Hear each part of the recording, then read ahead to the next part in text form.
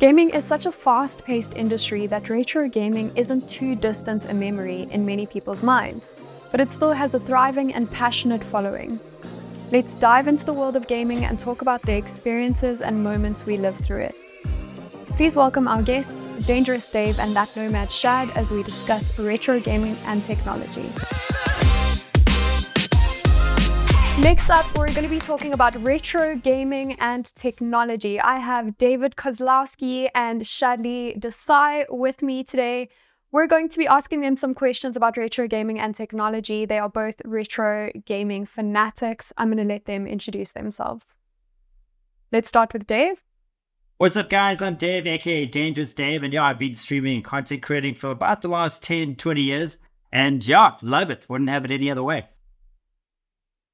Hi guys, I'm Shad Desai. I am a content creator at Coffee and Controllers, which is all about retro gaming, and I just love gaming. Like, it's the thing I grew up with most, and I'm super excited to be here.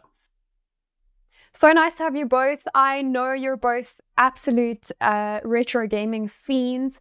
I want to find out from you guys, for those of us who were around in the 90s, I'm gonna assume all of us here were. What was growing up with gaming in the 90s like? Let's start with Shadley. So the 90s was a very different time to what it is now. Like, gaming was, the whole landscape was different. Gaming was all about going to arcades if you didn't have a console. And if you didn't have a console, you'd either hope you had a friend who had a console. And if you were lucky enough, you'd have to hope that you get enough TV time to like a jam. And that kind of made it special. And then on top of that, we didn't have online gaming. So you had to get all your friends over to one location. You had to share 2 controllers. If you were lucky and you had a multi-tap, then it's the more the merrier.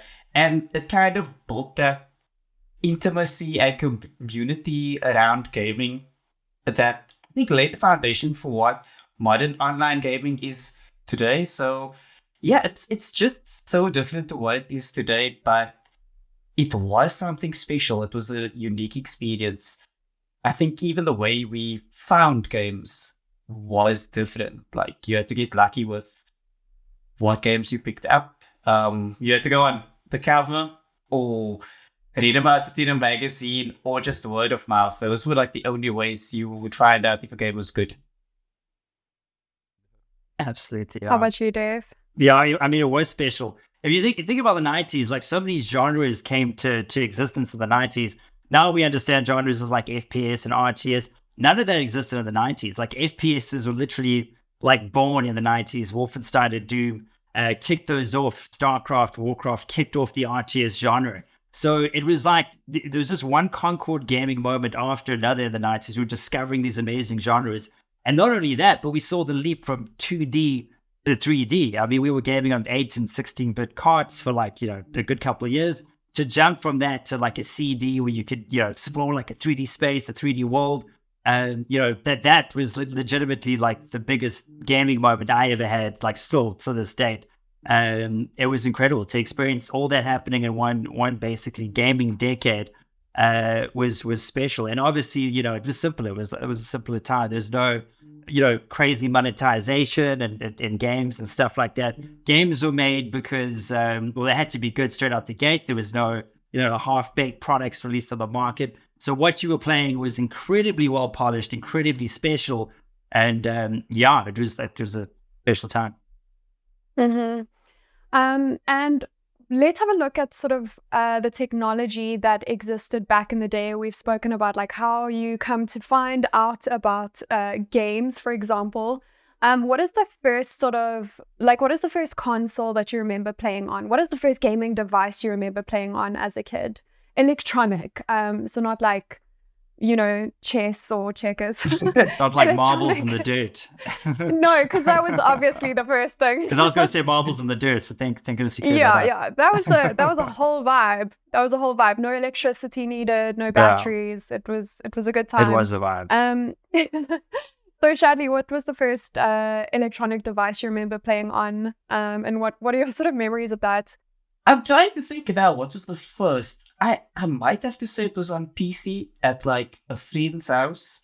And I think the game I played, one of the first games I played was Jazz Jackrabbit. And that was just Oh one my of those word. that was one of those moments where you play, like you see this thing and you're like, what is happening here? Like, these little sprites and it's like a full on game and you're like, what is happening?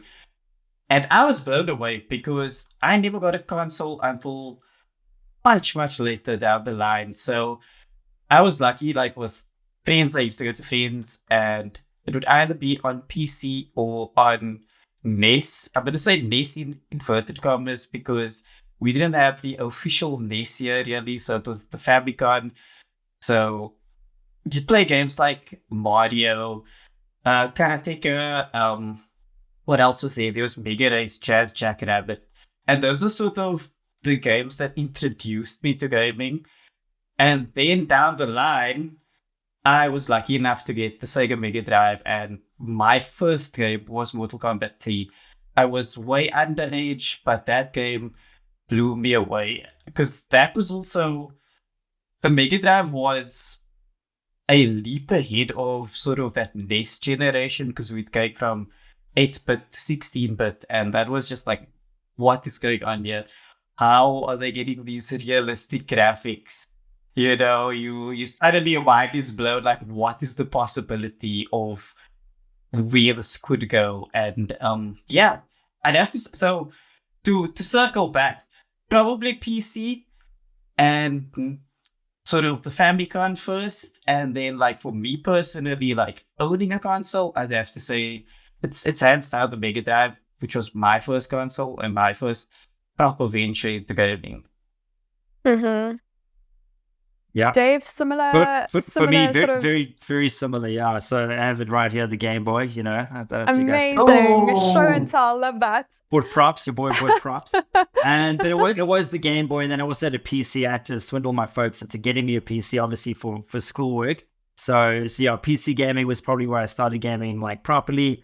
I must have spent 10 minutes on Encarta, and the rest was just like Star Wars, Rebel Assault, and cool games like that. Carter, wow. Yeah, that's like Google on a disc before we had Google. Yeah. Yeah. So, I have my CD somewhere. yeah. Amazing. So that's where I started. Then obviously, yeah, it went to the Mega Drive as well. I think the first game that blew my mind on the Mega Drive was like Echo the Dolphin and Sonic. Those were the two ones that I got like, out the gate. And then I was hooked, then there was no going back, no putting the toothpaste back in the tube. And I was hooked for life. And yeah, like literally, pretty much just spent every waking moment gaming since, which is why now I'm basically legally blind, but it's been worth it. Okay, we're going to take a quick break. When we come back, we're going to chat to Shadley and Dave about what they do in retro gaming and technology. And we're going to have a look at gaming technology and how it's evolved. Who is the biggest scrim hero in the team? I'm trying to figure out what that means. Scrim hero, when a player only performs well in scrims. It's me and Jono really. We get all our highlight reels and scrims, and then officials come and we down bad. We cook so the boys can eat. It's 100% Kian, 100%. His main thing that he always says if they are ecoing is let me eat. Your biggest scrim hero will definitely have to be probably myself and Marge. It's where we get our kills and then the officials happen. It doesn't happen. Scrim hero. That gay dog, that's Kian, yeah. Ah, cheeky boy. Biggest scrim hero? Maybe I'll say Aaron. Aaron always in the scrims, he goes for everything. So we're back and we're talking to Shadley and Dave about retro gaming and technology. And I wanted to find out from Shadley and Dave what the evolution of technology, gaming technology specifically, has looked like through the 90s up until this point in 2023. So Shadley, let's start with you. What does that look like for you, or from your perspective, what does that look like? So I think Dave mentioned it earlier, was that jump from sort of carts, the 8-bit carts, the 16-bit carts to the CDs, and that jump from 2D to 3D, for me personally, that was mind-blowing at the time. You suddenly looking at 3D worlds, you're like, what is happening? Because you used to like these 2D side-scrolling adventures, maybe some isometric top-down games, but like now you have 3D worlds, and it's just like, what's going on? But the other big thing that I find is sort of the peripherals that came with the PlayStation generation. So we're talking about the multi-tap, the memory cards, and like what that meant. Like now you could save your games, so now your games can be bigger and there's more to explore. And it's just like, what is happening? You know, you have it's that how do I explain this? It's sort of this weird transition from games that you have to finish in almost one sitting to like these games that you just play for days and you just make progress, you chip away at it. And that was something else for me. Like I was like, what's going on here? You know, and like finally, I can save. I don't have to start from the beginning and like die and like on the final stage and be like, no. Games are so hard back then. God, it's the worst. It's so Dave, much how's trauma. that? How's that reference to? I feel like there's a meme about this. Like every time a game comes out, it looks like it can't get more real. Yeah, Like we had the sort of triangle Lord. tigers at one point, and everyone was Yeah. like, "Whoa!" Like it looks like the tiger's gonna jump out of games the will never look screen. better than what we have right now. And that's actually what I was going to say is the evolution of graphics. Like in the early 2000s, I was like, I literally was like that. I was like, oh my gosh, we had a point now, like the PS2, PS3, where games can never look better than this. In my mind, it was photorealistic. I was looking at like, like you said, like blocky Lara Croft. I'm like, she's real. And now, Absolutely, yeah. now Hands down. where, like now, I kid you not, you take a photo of Gran Turismo side by side with a real race, and you're like, I don't know which one's which. They both look photoreal because you've reached that photoreal level of fidelity. But I think like we think so. We think so. it looks exactly like a photo. How much more real can you get? But I think that and connectivity, the way that gaming in the 90s was like, shoulder to shoulder on the couch with some, snacks. And now we're able to jump online, play with people across the world in seconds. It's seamless. The connectivity side of gaming from, the like early 2000s to where it is now, I think has been incredible, just bringing gamers together. And that's been like one of the most special things to come out of the last few decades for me. I also think like it's made gaming more of a community.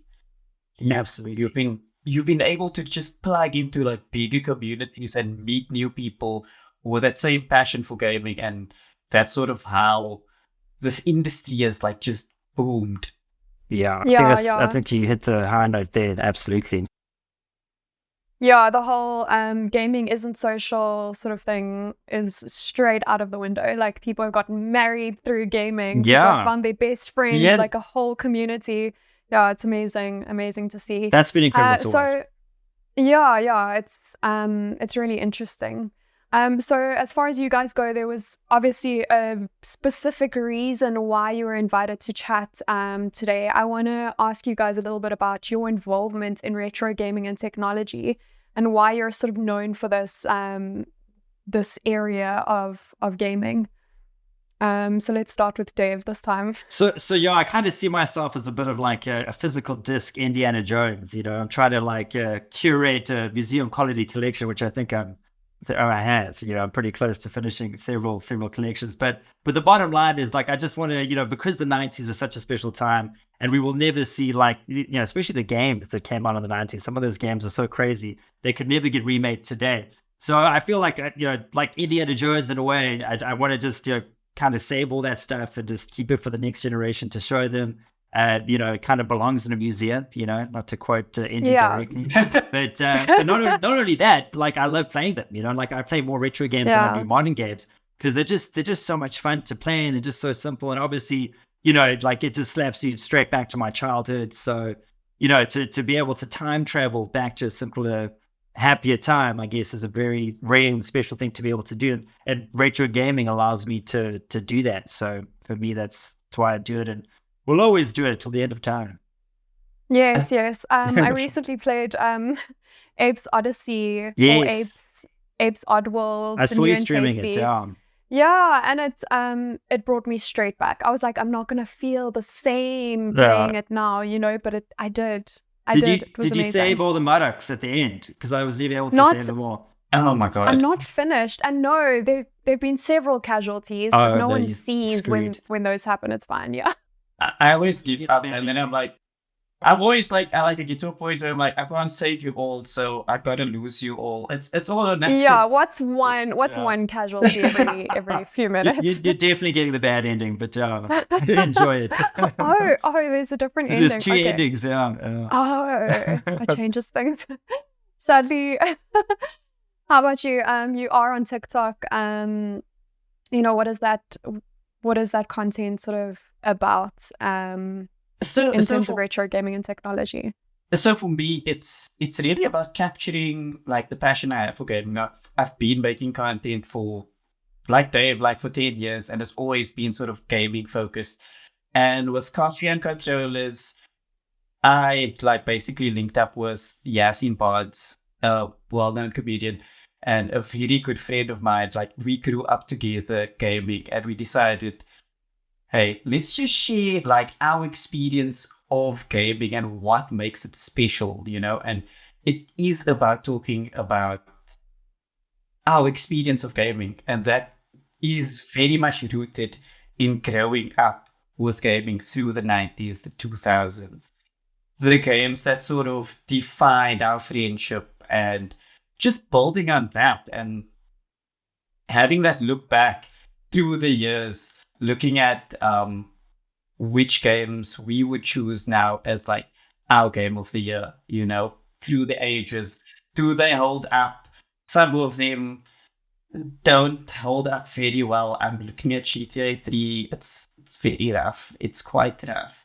But for us at that time, that was a life-changing moment because we were like, what is this? This is an open world. Like, what you telling me? I can explore the whole world. No, this is crazy. And yeah, it really is about sharing that passion for gaming through something that we know. And actually, a little backstory, and I've told this at Comic-Con Cape Town. I grew up watching a show called Cybernet Dave. I'm sure you know. Lucy Lohan. I'll never forget that voice. So when I was growing up, I was like, wait, you can make gaming a career? Like you can review games as a career? And in the back of my mind, I was like, I want to do that. And back then, that wasn't a feasible thing.